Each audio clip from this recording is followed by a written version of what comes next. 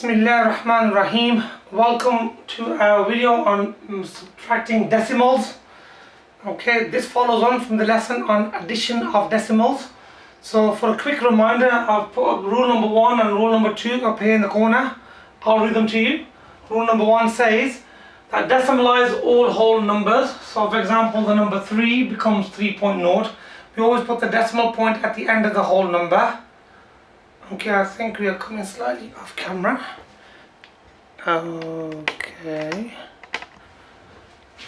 Right.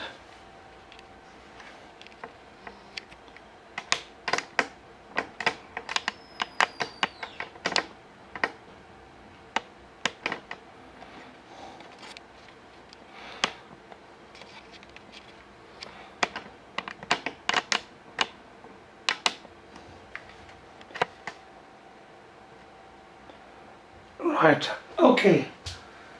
So the number 3 has the decimal point at the end, 3.0. The number 7 will decimalize to 7.0 or 7.00. The number 112 will decimalize to 112.0. So the decimal point is always at the end of a whole number. So at the end, they become decimal. Okay, right.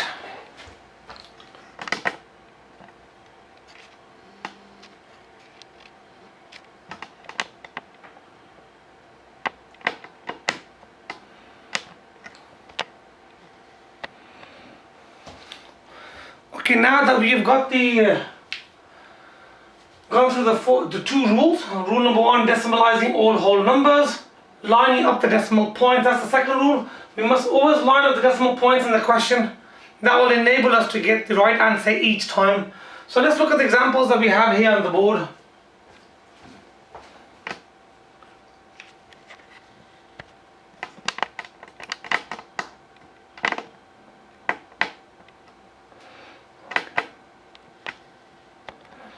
Right, let's have a look at example number 1. First of all, question number 1 is a nice and straightforward 2.3 minus 0.6. So first of all, what do? We line up the decimal points, straight line. Okay, so we put in here 2.3 minus 0.6. Here the numbers look like they've lined up by themselves already. So we start here, 3 take away 6. Can we do 3 take away 6? And the answer is no. So we borrow from the 2. That becomes a 1, that becomes 13. Now you have 13 minus 6, and that will give you 7. 1 minus nothing will give you 1. And the final answer is 1.7. Now that is the easiest type of question you can get, where you have decimal number with another decimal number. Everything's to 1 dp, all the numbers already line up. Okay, let's have a look at this question over here, where we've got 1 decimal place in this question and 3 in this question. How do we deal with that type of question? Okay, even though that says number 3, we'll do that next. So, we have 122.7. We have to line up the decimal points. That's the most important thing. It's rule number 2. After we've already got decimal answers, so all the numbers are already decimal. Now, note point, so 0.789. Now, one thing you must take notice of now, this number here does not line up under the next number. It doesn't line up. The decimal points line up. That's the key feature. That ensures that all the digits go into the correct column. So that's in the units column. The 7th and 10th, that's in the hundreds, that's in thousands. So even though it looks a bit odd to have a question where we got some of the question hanging off this side and some question this side, in code to the way we do decimals, that is the absolutely correct method. So what we can do with the extra gaps, put zeros in. Let's use a different color.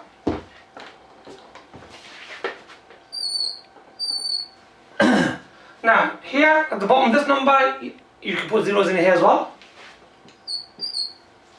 And now we do the question like a normal subtraction question. So we start on the right hand side, we say 0 take away 9. Can't do 0 take away 9. So we go to the next column to borrow. There's nothing there to borrow.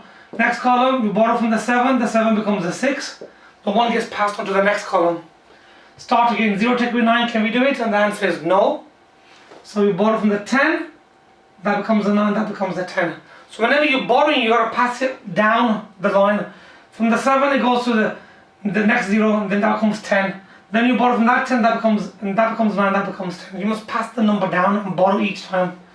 So we have now 10 take away 9 is 1, 9 take away 8 is 1, 6 take away 7, you can't do 6 take away 7. So what we do here, we've got to go to the next column, borrow again. 2 borrow 1 gives you 1, and the 1 that you borrow gives you a 6. 6 becomes a 16. So you have 16 take away 7, that will give you 9. Okay? Now, we have 1 take away nothing is 1, 2 take away nothing is 2, 1 take away nothing is 1. Okay? So here we have the situation where the numbers don't match up. One number to the right, one number to the left, but we're following the rule. The rule says line up the decimal points. These are already decimal numbers. Fill in the gaps with zeros just to make the number look more consistent, look more better for us to deal with. And you do the normal borrowing and we get the answer and we're finished. Okay.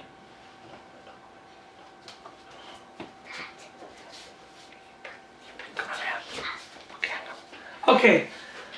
That's just my little son Suleiman. He's just joined us in the lesson. Just be sit there quietly, please. Right, next we have 44.7 minus 3. Wait. The next question we have 44.7. I'm just going to move the camera around a bit to get a better angle. Okay. 44.7 minus 3. Rule number 1 says decimalize all the whole numbers. That is a whole number. To decimalize it, we put the decimal point at the end of the whole number. The end on the right hand side, put the decimal point in there. Now you got to line up the decimal points. Okay, right, let's have a look. So the first number is 44.7 minus 3 point. For the next part of the number, we just put 0 there. 3.0. 3 is the same as 3.0. You can put a 0 here as well if you like. Minus like normal. So 7 minus nothing is 7 minus nothing is 7. 4 minus 3, that will give you an answer of 1. 4 minus nothing will give you an answer of 4. Okay? Right, last question. Okay, right, let's have a look. Last question, yeah. Okay, we have 155 minus 0.67. So again, we have a whole number over here. Rule number 1 says decimalize all the whole numbers. So you go to the far right of the number and you pop a decimal point in there. So we have now changed that whole number into a decimal number. That already is a decimal number. So it follows rule number 1 or step 1.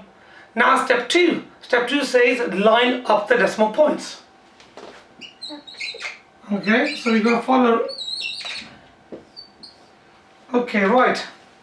Let's have a look at the first question. We have 155 point. I'll put a 0 in for the moment. 0.67, so that will go next to the point. 67. Okay, now this number here can be taken off and that can be put in as one of the zeros that we add in. We cannot leave the top part as blank. We must fill in the zeros at the end. You'll find out why in a second. So, now the question has been converted into 155.00 minus 0.67. These notes say if you don't put them in, it doesn't make a difference. But for the sake of making things simplistic, we're in a gap, put a 0 in there. So, we start over here. 0 take away 7. Can we do 0 take away 7? Answer is no. So we must borrow. Can't borrow from the next one, that's 0. You borrow from the 5. That becomes the 4. You pass the 1 to the next 0. You borrow from the 10. That becomes 9 and then you pass it to that. So you've got to pass that 1 down and then down again. You can't take the 1 from there, put it all the way over there. Okay, next. We have 10 minus 7 now. 10 minus 7 is 3. And you have 9 minus 6. That will give you another 3. Then we have 4 minus nothing. That will give you 4. 5 minus nothing will give you 5. 1 minus nothing will give you 1. So 155 minus 0.67 will give you 154.33. Okay folks, that's the end of our short lesson. I think that should take us less than about 5 minutes. This video has been taken using one of my new cameras we just ordered, which is the JVC HD. It's taken at 720p. Let's just see if this improves the quality of the video that we now get on YouTube. Okay, thank you very much for joining me again, and inshallah until next time we'll see you. Bye. Assalam.